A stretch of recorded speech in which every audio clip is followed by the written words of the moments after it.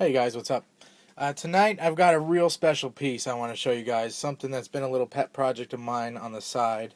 I try to work on about 3 or 4 different knives, sometimes 5 or 6, at the same time, which can get a little hectic and all that, but at least, things get done. Seems like in a semi-timely fashion for how much shop time I'm actually available to have. So, my twisted brain works this way. I really love the look of traditional folders. The jig bone, the bolster, just something kind of real special about jig bone folders. So I've always liked that look. It also adds a little bit of grip. And I'm also, this is cool to have this, but when they're larger knives, I'm going to show you this cheap Rough Rider because it's the only example I have of something this style.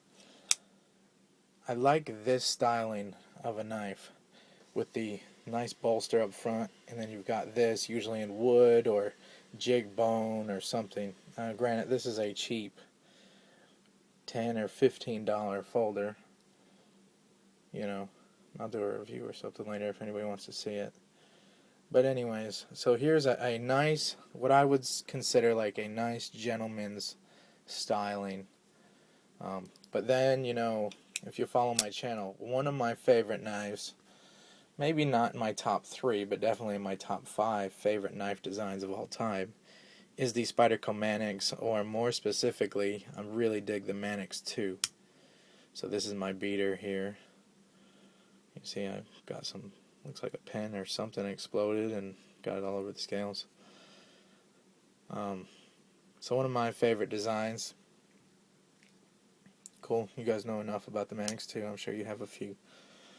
So my twisted brain comes up with something like this. Still very simple and elegant. That's my styling. I'm not really over the top. I'm not an over the top guy most of the time. So my knives kind of match my styling. So look at that. Jigged bone. Well, jigged G-10. So it's got the jigged bone look. It's got the bolster styling. And it's a Manix 2, so it's got that tactical flair. So you can see how I kind of blended all 3 of these styling cues into this. You can see where my inspiration came from. Plus, it is very practical. The Manix 2, you guys know, is just an awesome Spyderco design. I'd probably rate it maybe military, paramilitary 2. Love that knife, even though I do not have one at the moment.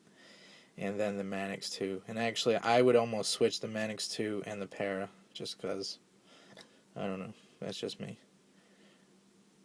So here we go. Anyways, now a review of the Manix 2. It's a great idea, I think, and it looks awesome, but it's also very grippy any direction, and still looks pretty tasteful and classy. Again, in my opinion. So, if you guys seen that custom lanyard bead kind of little teaser, couple second videos that I did, I think I did 2 of them. There's the bead, matches the liners. I'd like to figure out a better way to tie this on here. I just kind of did some little knots. There's probably a more like a better way to tie this on there, but whatever. Maybe I'll surf YouTube later for some lanyard knot videos. So yeah, there is a lot. I could go over all the features of this knife. I'd be here for a long time, but I'm just going to try to graze over some of this stuff. So first of all, you've got your reground and stonewash blade. And let me show you that real quick. This one, normally when I refinish and do the antique stonewashing, I do not regrind the blade thinner, because normally I'm doing them for customers or clients, however you're supposed to say it nowadays. But I actually built this one for me. I may sell it because I'm really pushing hard to get a blasting cabinet. And this could almost make it happen. I need a nice compressor to go with that blasting cabinet. When you sandblast, it's basically like cutting the hose off your compressor. So it's got to push a lot of air or have a really huge tank. So anyways, back to the point. I reground this blade, so let's show you. Here's a stock Manix 2. Let me get my micrometer out. So you see we're zeroed up. Let me go right behind the edge.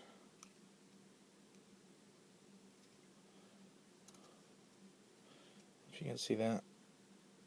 There's about 36.036, 35. Right behind that edge. Let's do this one that I reground.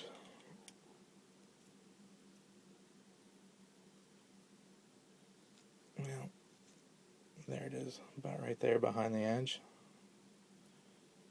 It's about 0.20, about 0.21, depending on how you rock this thing.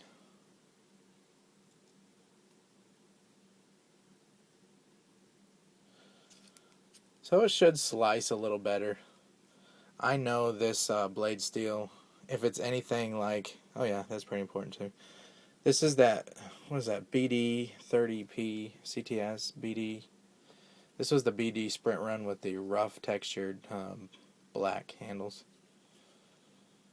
Anyways, it's the Carpenter steel equivalent to CPM S30V. And I carried this for about a week before I started it because I knew I was going to regrind and refinish everything. So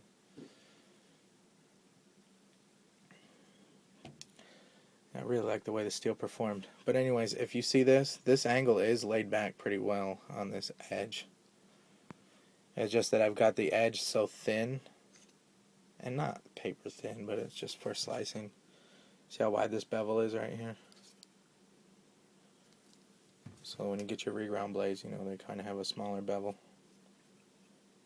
Just because the area is thin through here. Anyways, feels your hand awesome. I think that lanyard bead is just, you know, a real trick on there. And did the little bit of file jimping here.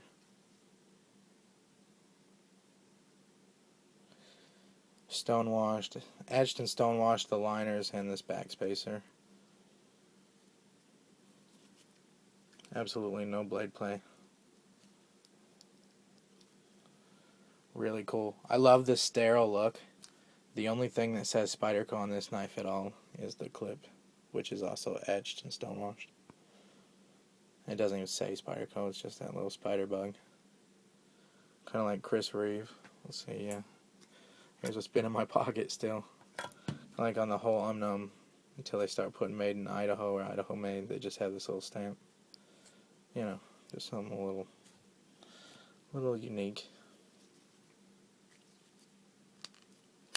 So let me show you one more cool feature that I put in this knife that really didn't need to be there, but it's just a little bit of extra ridiculousness.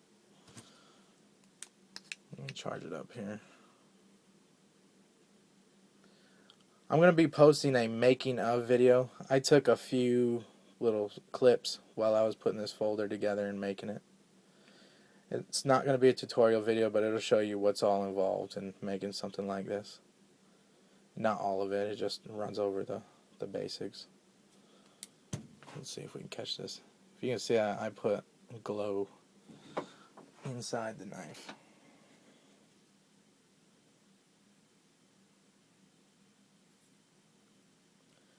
The camera's not picking it up. Maybe if I put my hand here. No, it's not picking it up. It's glowing out of the top and out of the bottom of the knife, because inside the knife I actually recessed some glow powder in there. There you can see the jimping. Just a little trick, you know. I'm rotating the knife here. Just something that you can't see, but it's there, and you know it's there. It's a little extra cool. So there it is, guys. I would love to keep it. I'm not sure if I am. This is definitely not a video to sell you anything, so I will post on Blade Forums. Maybe if I am going to sell it, I will put the link in the description. Maybe not. I like this one a lot. That's it, guys.